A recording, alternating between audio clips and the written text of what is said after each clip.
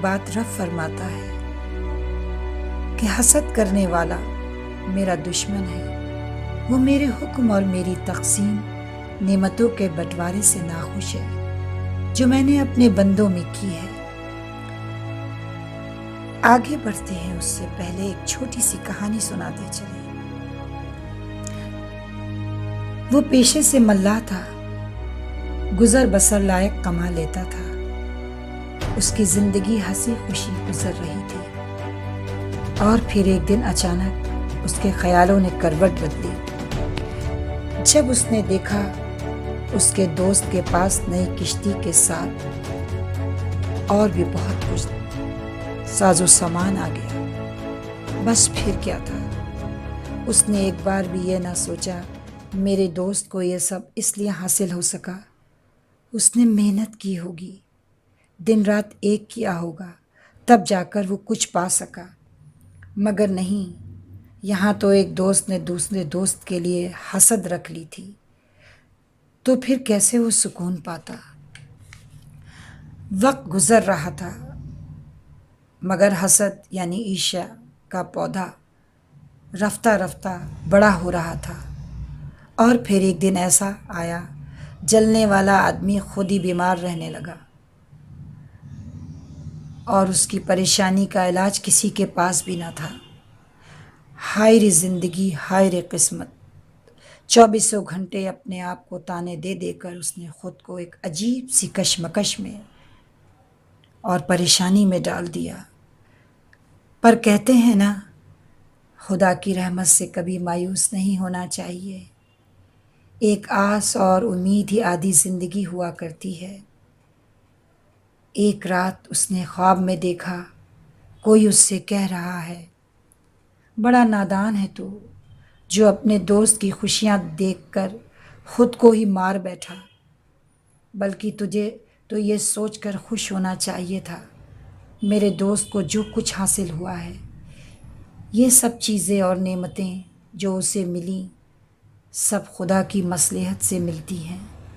پھر جو چیز جس کے لیے اس کی حکمت میں بہتر ہے وہ عطا کرتا ہے۔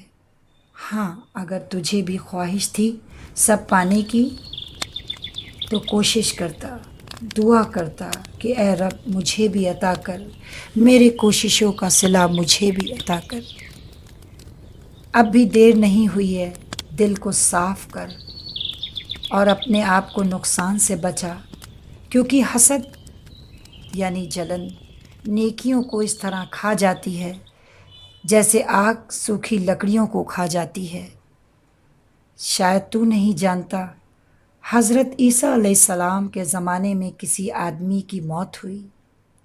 خدا نے فرشتوں کو حکم دیا کہ اس کی روح یعنی آتما کا استقبال کرے۔ حضرت عیسیٰ علیہ السلام نے رب سے گزارش کی کہ اس کے اعمال نامے سے مجھ کو بھی باخبر کیا جائے کہ اسے یہ عزت سمان کیسے ملا۔ رب نے فرمایا کہ اس کو یہ مرتبہ 5 باتوں کی وجہ سے حاصل ہوا۔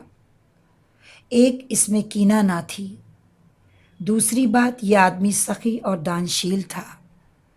تیسرا، اس نے کسی کی غیبت یعنی برائی نہیں کی۔ چوتھا، اس میں لوبھ لالچ نہ تھا۔ اور پانچواں سب سے بڑی بات کہ اس نے کبھی کسی سے حسد جلن نہیں رکھی۔ ایک حدیث میں ہے کہ ایک بار کسی نے آپ صلی اللہ علیہ وسلم سے پوچھا کہ سب سے اچھا انسان کون ہے؟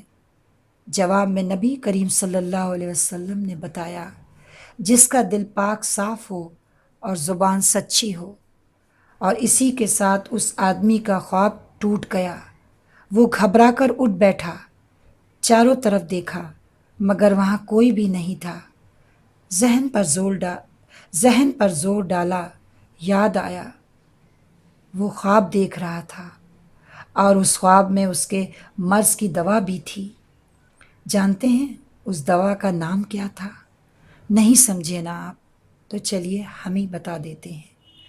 اس کا مرض تھا جلن، اور اس کی دوا کا نام تھا دل کو ہر برائی سے دھو کر پاک صاف کر کے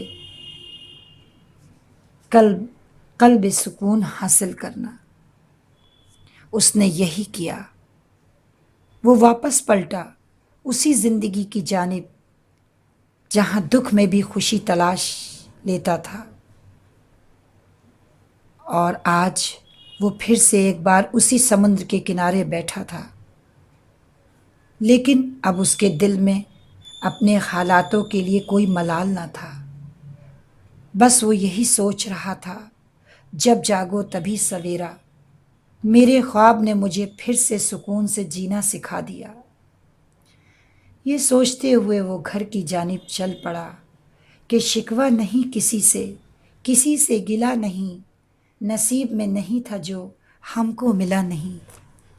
تو دوستو، اب آپ سے الوداع کہتے وقت بس اتنا ہی کہیں گے، اگر آج کی کہی بات آپ کو ذرا بھی اچھی لگی ہو تو ہمیں ضرور کمنٹ باکس میں بتائیے گا۔